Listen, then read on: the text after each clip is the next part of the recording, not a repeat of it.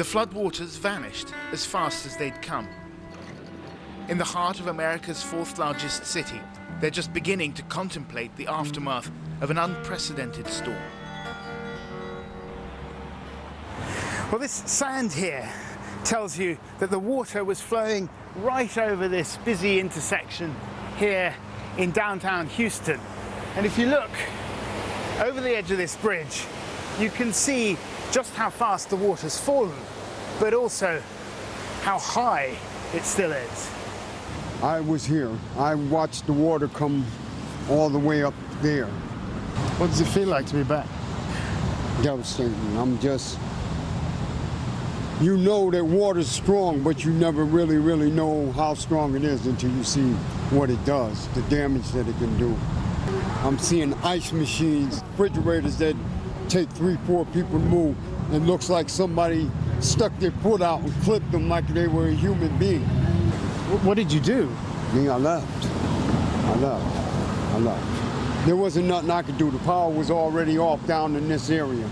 Most of the power was off.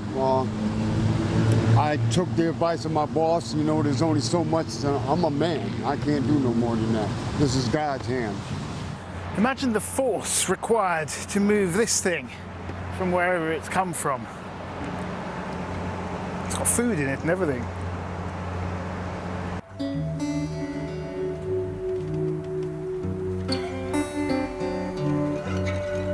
It's not often you get a chance to walk down the middle of a motorway. This is one of the main arteries into the city. Now a dried riverbed that reveals debris, unexpected fishing grounds, and strange creatures of the deep. The alligator gar has been around for 100 million years or so.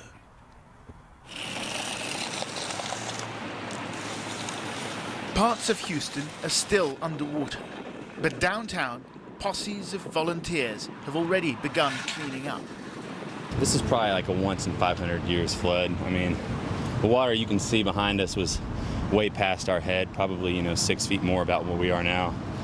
And, we just weren't prepared for something like this. Being this close to home, you're used to seeing stuff like that on the TV, and instead it's half a mile down the street. Maybe it was the alligator gar, but I wondered about climate change. It's a politically charged topic, especially in Donald Trump's America. I mean, I don't think you can contribute one weather event to climate change, but, I like to think of it in two ways. Either it's happening or it's not, and either we can do something about it or we can't. And I think if there's a chance it's happening, we as, the human race should do something to at least mitigate whatever it is we're contributing. So that's my take on it, is we can make a difference. For us to just sit back and ignore it is dangerous. Most people aren't really thinking about climate change right now. They're worrying about their homes or their businesses. This is a jazz club, Right. Houston's greatest downtown jazz club. We have live music every Saturday night, man, that blows people away. So, with that said, you can see we're trying to clean it up and make it better. It's gonna be better when we come back. Come on in, if you can. Thanks. It's dark, but come on in. You can see how high the water got. All the way up to All the way up to here. Oh my God. All the way up to here. They said get the stuff off the floor, and I figured it wouldn't come as high as the stage, but blew me away. It went way over the man, stage. like I said, it's the tallest, yeah. Is your piano still working? No, I haven't even tried. I'm not going to plug it up and let it dry out. So what was your reaction when you first came in here? Well, I sweared, but I'm a grown-ass man, so I just had to go with the flow. An unfortunate metaphor. Yeah, I was okay. My family's okay. I mean, it's a business, but there's something you do. You got to love it because jazz is different from anything else. You got to love this business. Texan grit and stoicism have been hallmarks of the response to this storm. Tens of thousands of people have been made homeless. More are being evacuated every day. Many of them have ended up in this conference centre, having lost everything they own. But for one young couple, Hurricane Harvey has evoked memories of an earlier storm 12 years ago. I lost my whole immediate family in Katrina. I was the only one that knew how to swim, you know. And you know. And you were how old? I was 9, but I was just making 10 years old. When the water came, you know, it wasn't too much I could do. You know, I had to watch them drown, you know. And like going through this, it just really, you know, causing more trauma to me, you know. So I'm just trying to get here and get closer, you know, get somewhere to stay, you know, get my mind back right, because I still have nightmares and stuff. When the storm came, all we was having was flashbacks on Katrina. We wasn't thinking about, you know, grabbing this or grabbing that. All we thinking is putting our instincts to work and getting somewhere safe. Yeah, they say this storm was as bad as, well, worse than Katrina, but that's not true. Even though a lot of people have lost their homes and, you know, houses and family, and a few people passed from it. The death toll. A lot of people blessed. And not only that, it's how they being treated and how we had got treated, well, how we being treated now and how we got treated then. You understand what I mean? So it's a big difference. And this storm right here, they respond. دوستان با درود به برنامه مادر و کودک خوش آمدید. این تصاویر و این مصاحبه هایی که تماشا کردید از خانواده ها و انسان ها و شهروندای عزیز تکساس هستش و این فاجعه هریکین هاروی و اینکه ما در هر به اصطلاح حادثه وخیمی مثل این نوع به اصطلاح هریکین هاروی، این اتفاقی که میفته در هر کجا، یا چه زلزله باشه یا چه به اصطلاح طوفان و امواج آب باشه و یا غیره، جنگ باشه، خانواده ها در پس از این حوادث ناگهانی و نابهنجار آسیب ها و صدمه هایی بهشون وارد میشه که بعد اون کسانی که به اصطلاح میتوانن کمک بکنن یا در قدرتشون هست که در اون کامیونیتی، در اون جامعه، در اون به اصطلاح دوره سیفتی نت یا اون محوری که میشه از نظر عاطفی، از نظر مادی، از نظر اجتماعی کمک رسانی کرد، اونها مسئولیت داریم. ما به عنوان جامعه مسئول هستیم که با هم اتحاد داشته باشیم، وحدت سازندگی داشته باشیم و بتونیم کمک بکنیم اون کسانی رو که تحت شعاع این فاجعه و سانحه‌های طبیعی یا غیر طبیعی قرار گرفتن. امروز در کنار من دوست عزیزم ریک موریسون هستش که ایشون در به وجود آوردن کامیونیتی و ساختن به اصطلاح جوامعی که میتونن سازنده باشن و کمک رسانی بکنن بسیار استاد هستن و این کار رو به خوبی در کامیونیتی خودشون و کامیونیتی بین المللی، اینترنشنال کامیونیتی و غیره صورت دادن و خوشحالم که امروز در کنارم ایشون رو دارم که با هم این گفتمان رو داشته باشیم که چه میتوانیم بکنیم، چه کارهای انسانی و خدماتی میشه کرد که کمک بکنیم دوستان و عزیزانی که در تکساس هستن و هیوستن هستن و پس از این فاجعه مورد آسیب قرار گرفتن. Rick, welcome to the show. It's a pleasure to have you again on the show. Rick is the author of The Hug Store and the founder of the Hug Alliance as well as the Pico PopUp communities that are just doing such exciting work. I'm so excited to have you here today.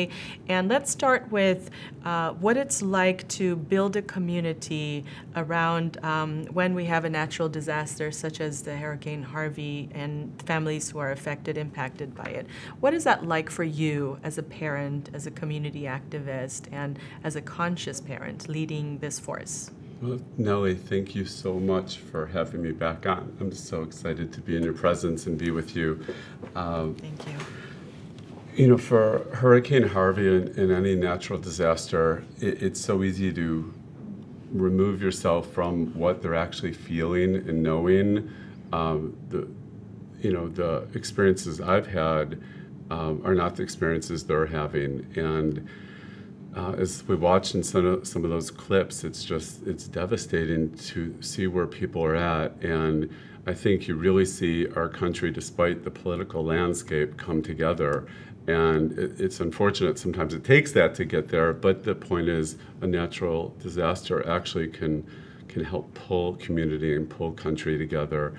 It's a sad way for it to occur, but it is, as a parent, it just to be as present and thoughtful and helpful as you can while taking care of yourself, your children, and your community, and extending your reach for as much as you're humanly called to do that you can do.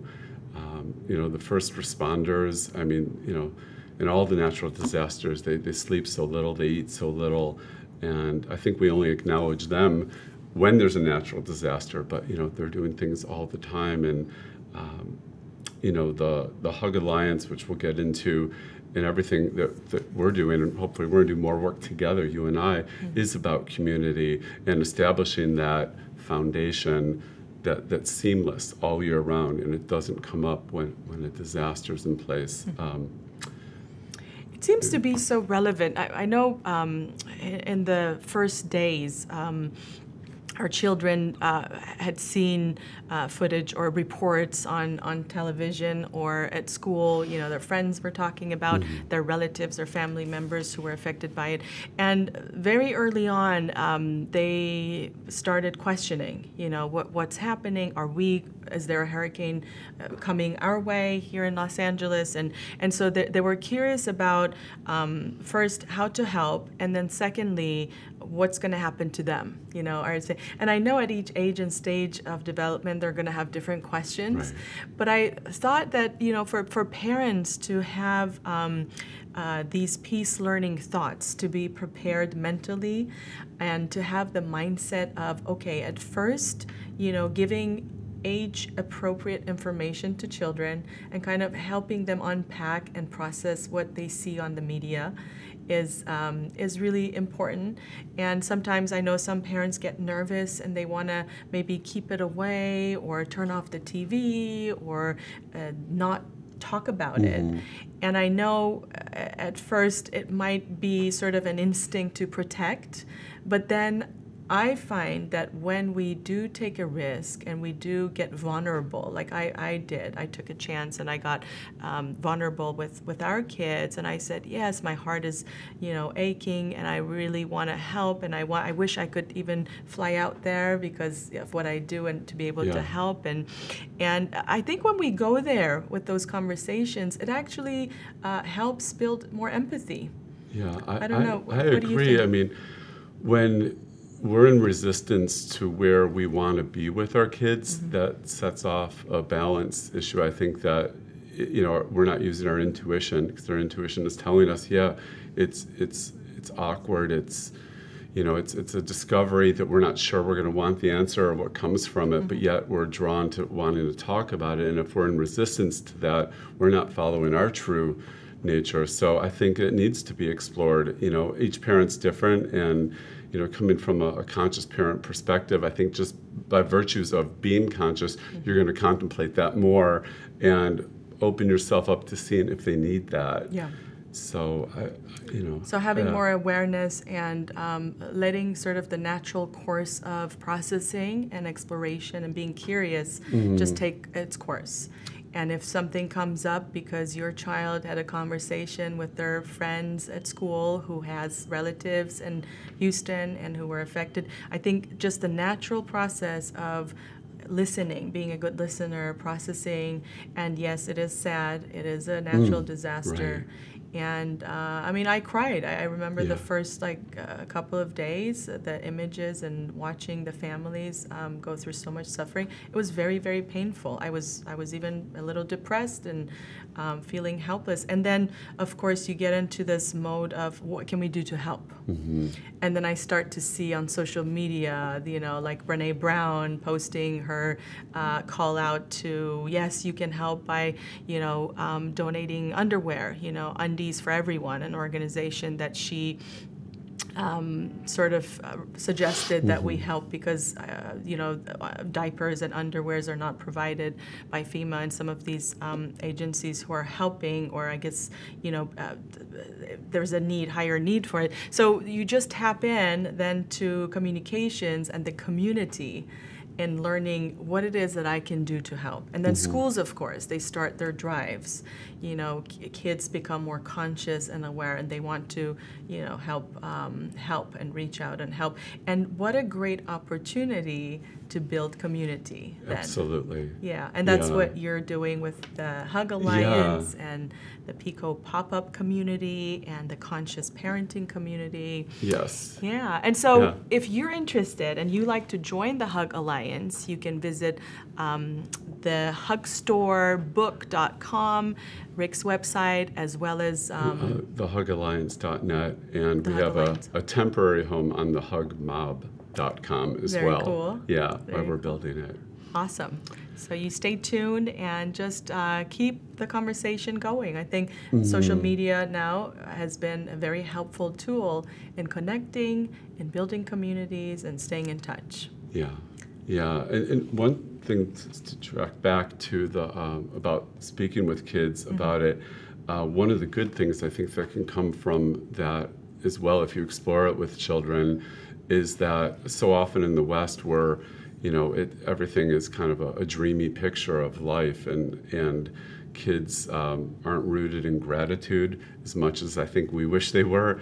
But this is an eye-opener for kids that have not seen this type of thing to realize, just how lucky we are and grateful that every day flows the way that we, like it to, for the most part.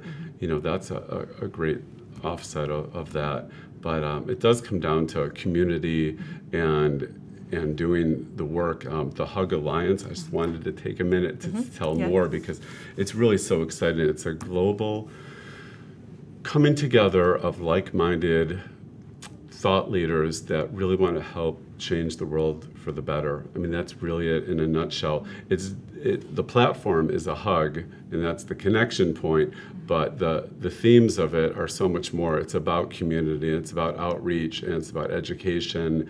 And we actually have nearly 20 Hug Alliance members worldwide, and one is in Texas called Give More Hugs.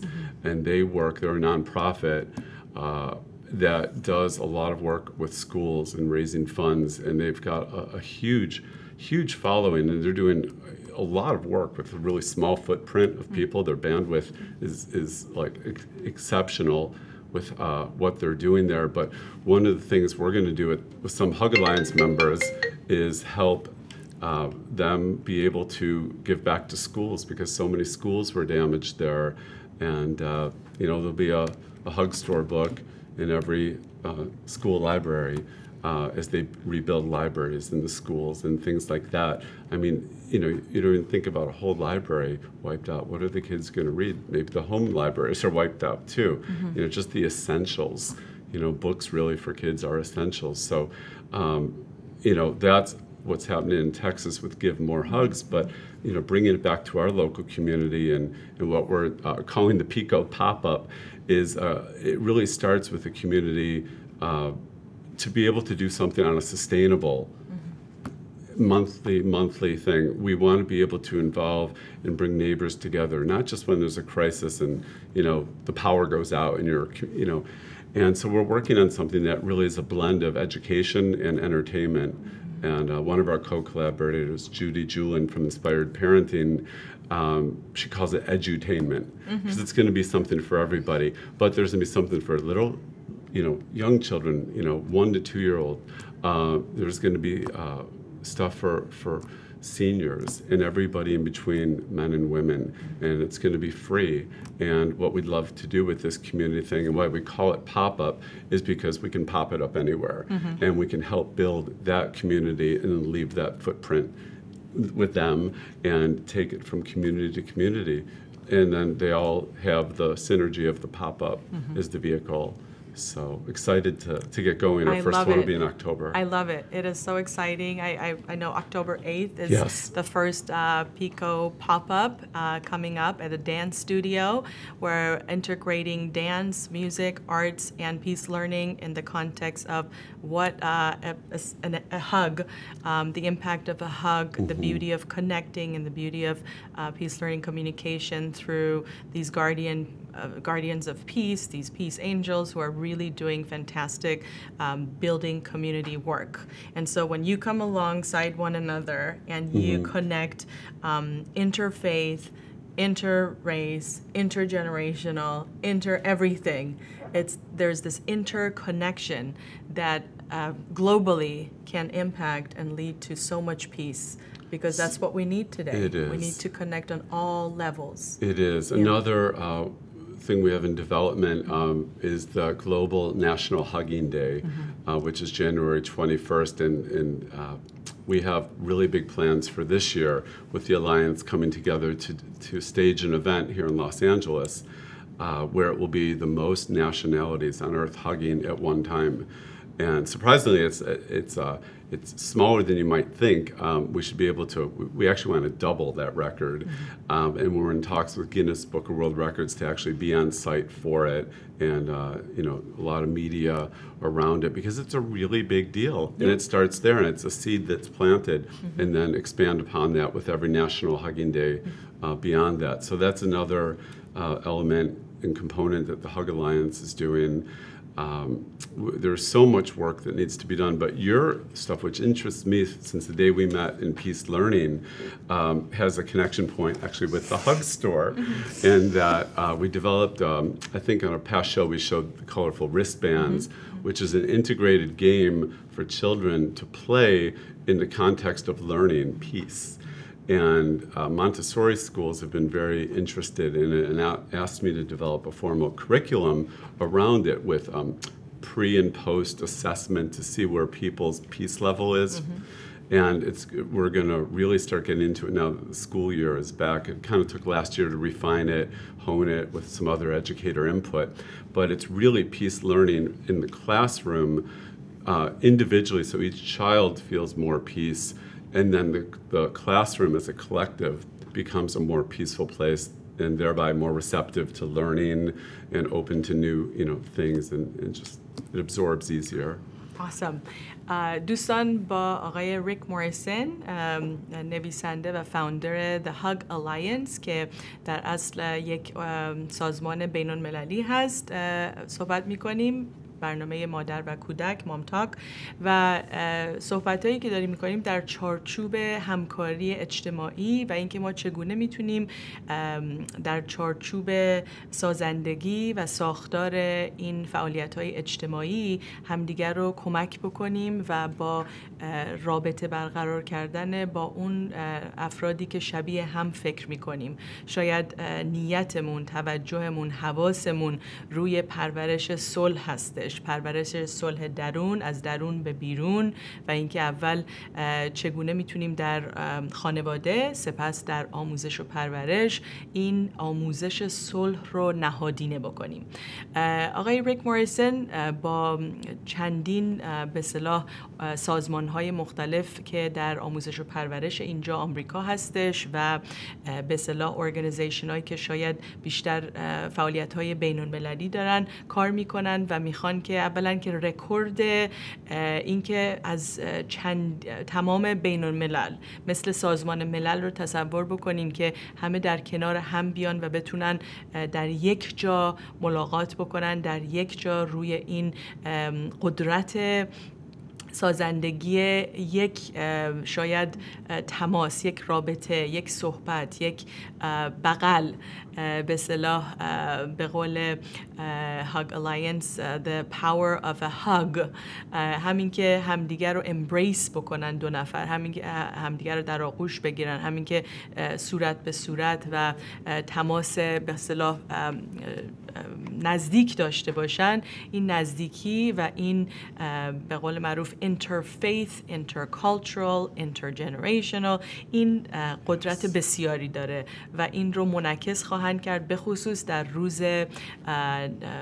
روز جهانی به اصطلاح بغل یا هاگ و این خب خیلی اکسایتینگ هستش. رکورد رو میخوان بشکنن امسال. اگر که علاقه‌مند هستین به وبسایت ایشون و یا MomTalk پیج میتونین برین و این اطلاعات رو دریافت بکنین. در رابطه با کمک رسانی داریم صحبت میکنیم و آموزش صلح و اینکه چگونه میتونه این آموزش کمک بکنه بعد از یک حادثه به اصطلاح ناگهانی و تروماتیک، یک سانحه مثل هریکین هاروی، با روانشناس و یا متخصصی که مصاحبه کردیم و ایشون در رابطه با اینکه چه کارایی میشه کرد که کمک بکنیم خانواده ها رو، یک کلیپی داریم که این رو تماشا میکنیم با هم و بعد برمیگردیم و در رابطهش با هم صحبت میکنیم. با ما باشید. We probably won't know that for a little while. So in the immediate aftermath of something like this, most kids do express some levels of distress or anxiety or concerns, especially around, separations from their caregivers. So that's pretty normal. Starting around 6 weeks after the event is when we really start to look for those signs and symptoms that they may be having a harder time. And so things that we would look for are nightmares, excessive clinginess where they're not able to separate at all from the caregiver, severe depression if they're not able to get out of bed in the morning, crying, tearful, and if it's affecting their daily functioning, that's when we would want to have a more thorough evaluation to really make sure that they're doing okay.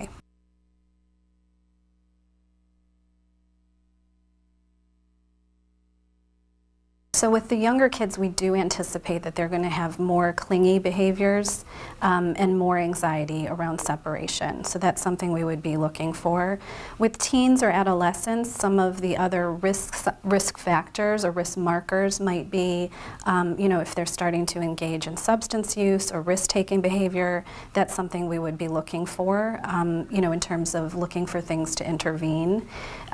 So, it would certainly depend on the child's age and developmental stage with regard to what we'd be looking for.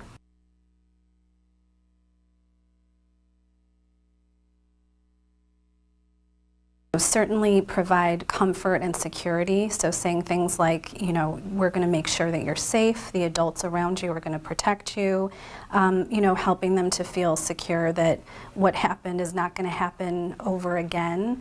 That's a fear of a lot of children, that this is going to happen repeatedly. Certainly for those kids that were exposed to Katrina before this, that's something that we need to pay close attention to because this event may actually have been a trigger for them and something that could cause more distress. But in general, I think if parents are able to provide that support and comfort, and also something really important for parents to remember is that they really need to take care of themselves first. So really paying close attention to the support that they need. خب دوستان، در رابطه با حادثه نابهنجار هاروی یا هریکین هاروی تگزاس صحبت می‌کنیم و اینکه چگونه میتونیم خانواده هایی که تحت شعاع تاثیر این حادثه قرار گرفتن کمک بکنیم. کمک رسانی در چارچوب روانشناسی و یا روانشناختی میشه گفت که باید بچه ها رو به خصوص به اون دوره مرحله رشدشون و یا اون age and stage of development در سنی که هستن و مرحله رشدی که هستن اونگونه اونها رو کمک بکنیم.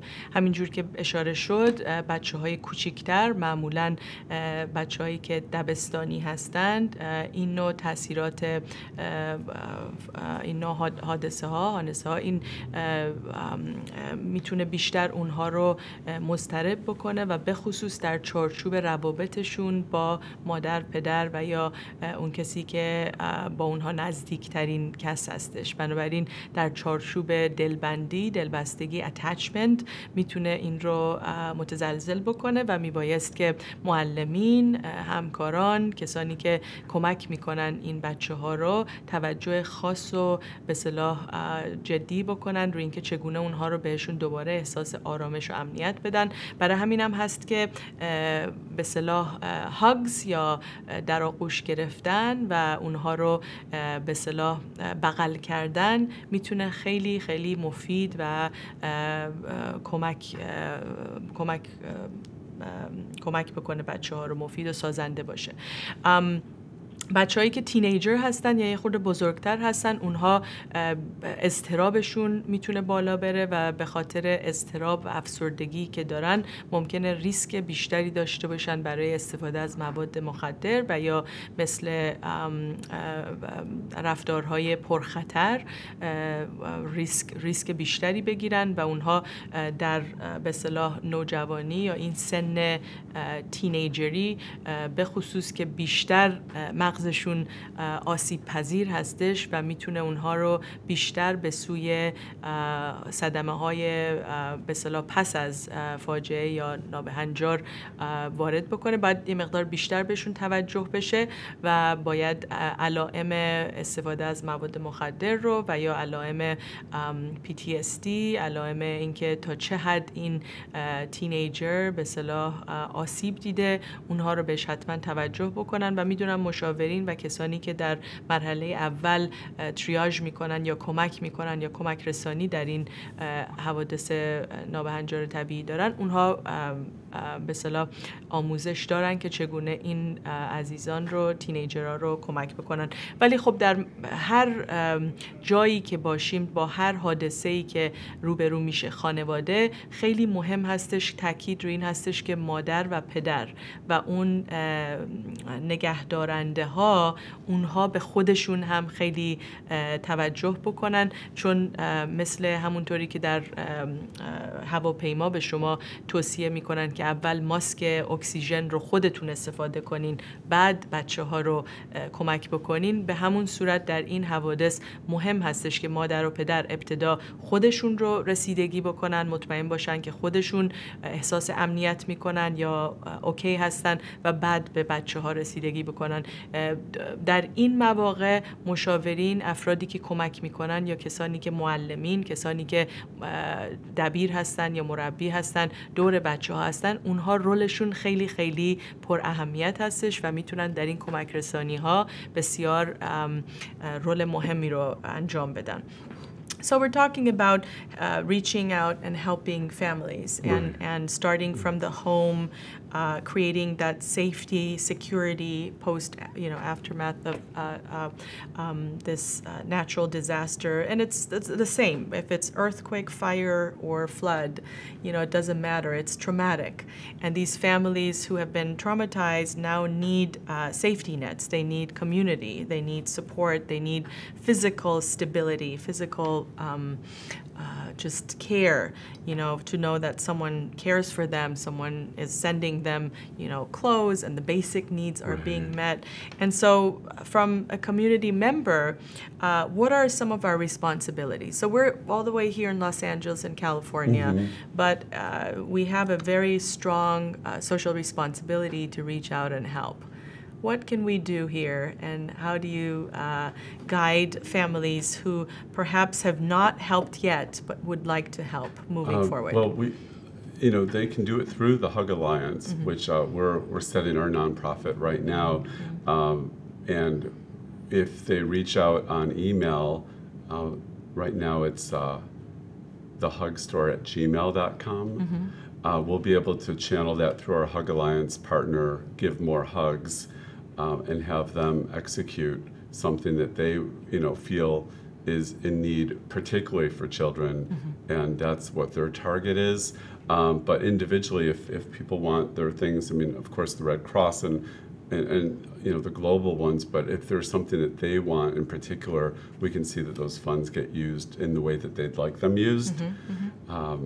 the Hug Alliance members, in addition to what the Hug Store is doing in schools, one of our other partners, her daughter, is a big animal advocate, and is making sure that she raises funds for animals there.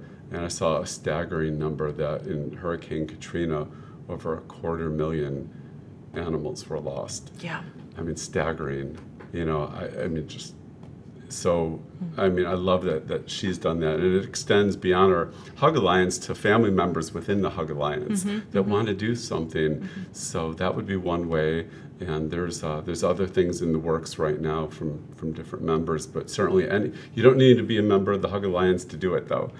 We're there and to I serve. love that you can get ideas. Right. The idea of this teenager, this tween who wants to reach out and help the pets and the animals who were affected by Harvey. And so going beyond just a human race, right? Reaching out to our earthlings and everyone, really, and anyone who's been affected and hurt by Hurricane Harvey. So the animals frontline with children or kids or teens, creating, I know this past weekend was very hot in Los Angeles, and so many kids were doing lemonade stands and raising funds so that they can help the animals as well as families who are affected by Harvey. And so I like that it's almost a hub, this brain trust, where you can come and through this Hug Alliance get ideas, become more aware of who and what and how things are being done to help our families in Texas, Houstonians, and I think it's very hopeful, and it raises consciousness and awareness and just makes us feel more human when we're doing something and helping. Right. And we do, we're a nonprofit, the Hug Alliance, so we are seeking sponsorship and people that are in the position to be able to help on a financial level to do that. We're going to have hopefully some of that for the National Hugging Day that we're talking with some big sponsors about. And there's, this is a real connection point for communities. So, the funds will be used and they will bring communities together. I mean, you will see the results, tangible results from it. Sometimes, money's going, you're not really sure where they all go to. Like our taxes and stuff like that. Yeah. But, if you break it down, they make it, really difficult to find it, but you have to drill down. But this is something and Give More Hugs in Texas, our partner, is really good at this. They're super transparent, and they want to be. I think that's the future of nonprofits. It's really being transparent and showing how things are utilized. Because then people see that and then they want to give more. It's progressive. So. Yep. Yeah, I love it. And Give More Hugs in Texas. Yes, Give More Hugs in Texas. Give More Hugs in Texas. You're doing great work. Reach out to Chris. Give More Hugs in Texas. So if you live in Texas, if you're a family in Texas or anywhere in the world and watching MomTalk and watching us, you can reach out to this community, Give More Hugs in Texas, and join their community and their alliances and connect and try and help in any ways that you can. And I think it's really important to just take the message of helping and having compassion and going beyond just our own safety and security, because we are so connected.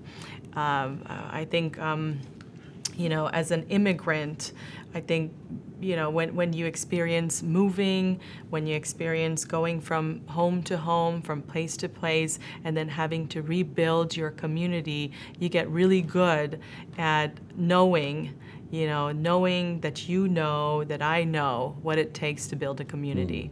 And it's that connection that inspires us, that uplifts us, that helps us see the value of empathy and compassion. And so, on this aftermath or this space that we are in right now, I love how you started off by saying this is an opportunity for us to experience unity, to rebuild, to connect, to bring everyone together. And 9/11 is coming up. I think the aftermath of trauma and just these devastating things that are happening, whether it's due to climate change or not, these bad things are happening to us as a global community and family. And I think when we're aware and conscious and we give each other hugs and say, yes, I care, and I know that you know that I care. Mm-hmm. It's that empathetic connection, and to really then take action beyond just caring emotionally. So we're thinking about it as the thought, then the feeling, the emotional experience, and then the action following it. And that creates the peace learning triangle, the connection. Yeah, absolutely. You gave me goosebumps. Thank you. Oh.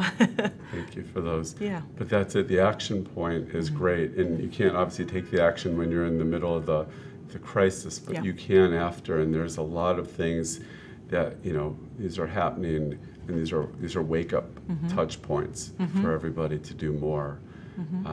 What that is, only everybody knows inside them what that is. But there is that. I just wanted to also mention Give More Hugs. Their website is givemorehugs.org. O-R-G. So, givemorehugs.org. So it is important, and science backs this up, right? We know in neuroscience and interpersonal neurobiology that is it the 20-second long hug? Yeah. Yeah, tell us about that. We have another Hug Alliance partner that somehow found the Hug store online and was drawn to it. He's a clinical psychologist. Goes by the Hug Doctor, and he has a book coming out next year. And it's basically about 21-second embrace, and it's going to be the 21-day hug journey, where in the space of hugging for 21 days, you're hugging a stranger each of the days, and you're hugging that stranger for 21 seconds. Asking them first, of course. But in that space of 21-second hug, so much goes on if you're present in that. It's like a mini meditation. There's the beginning, the during, and then the after. And if you're really there, you're really connected to somebody. You're not anywhere else but in that hug, and it's a great thing. I think so often we're come from a fear-based place. For safety, but it's an illusion. We're creating this illusion of safety, and actually hugging. It's been documented. One of our endorsers of the Hug Store, she's written over, and she's also a Hug Alliance member, she's written over 20 books on human touch, and it's kind of a global authority on it. And she, says that, people need it. It's something that, we were squeezed in a womb for 9 months. We're used to having feeling all around us. And on our Facebook page, somebody reached out, what do you do if you have nobody to hug? And to me, I didn't have an answer right away. I thought what I would do, but I checked with Dr. Tiffany Field, who's that author, and she runs the Touch Research Institute at the University of Miami. It's the only global facility dedicated to human touch and the study of it. And she said a number of things, from yoga, but one of the things was hugging yourself. And we call it the Hug Store and the hugging selfie, because it all starts right there. If you give yourself a hug for 21 seconds, you will feel better, and it starts right there, because you have to get it from in to project it out. So try giving yourself a nice warm hug. Just hug yourself. Oh, that feels so nice. This is for you, Stone. It's very soothing. This is very soothing. I love it. So hugging yourself, an inside-out process در رابطه با علوم به اصطلاح روانشناسی و اینکه چگونه یک در آغوش گرفتن، یک بغل کردن، یک بغل میتونه از نظر سلولای عصبی ما، interpersonal neurobiological growth، اینها رو کمک بکنه و به ما احساس آرامش بده. میدونم الان در علوم به اصطلاح پزشکی در رابطه با رابطه تلمیرز و اینکه این تلمیرزها چجوری ما رو کمک میکنن که جوون بمونیم، چجوری ما رو کمک میکنن که سرطان نگیریم و بهتر با سلامتی بیشتر زندگی بکنیم. در رابطه با علوم تلمیرز بسیاری از این تحقیقات نشون میده که هاگز و تماس بدنی و آغوش و آغوشی که با معنا هستش و به ما احساس آرامش میده، اون میتونه خیلی این تلمیرز ها رو کمک بکنه و بالا ببره و به ما احساس آرامش و صلح و به اصطلاح سلامتی بده. بنابراین چه ما بچه هامون رو در آغوش میگیریم، همسرمون رو در آغوش میگیریم، دوستمون رو در آغوش میگیریم و یا یک غریبه رو در آغوش میگیریم، این همه میتونه در چارچوب سازندگی، در چارچوب سلامتی، در چارچوب آرامش بیشتر ما رو بهبودی و به اصطلاح سلامتی بهتری بده. بنابراین جدی باید گرفت این رو.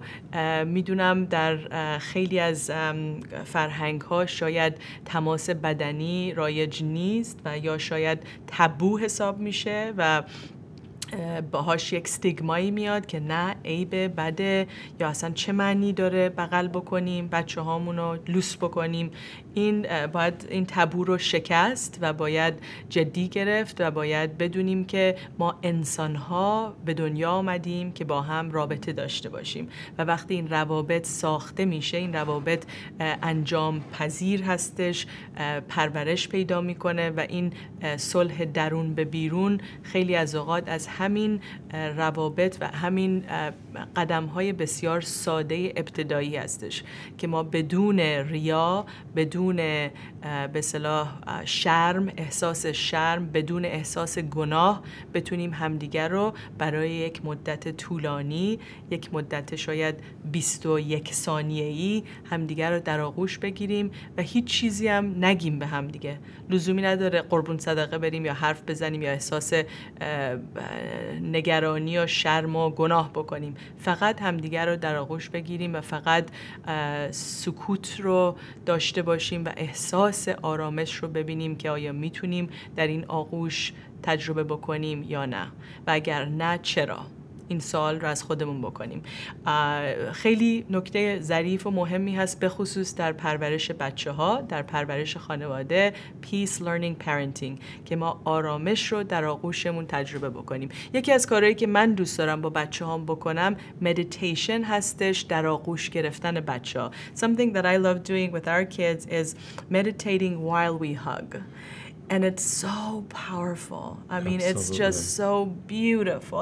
And I have to say, some of the most in-depth communications of peace learning and consciousness and just bliss that I've had with our children has been in the quiet moments of just an embrace, meditating, and just being in this space where words are not interfering with it's that distortion. intimate. Yes, it is. It just actually takes away from the experience. It does. For sure. It does. And I have been so blessed to know the power of hug, and I am so honored to have you, Rick, today, the founder of the Hug Alliance, and invite you to join us. Thank you, and until next time. May we share a hug? Yes, we will.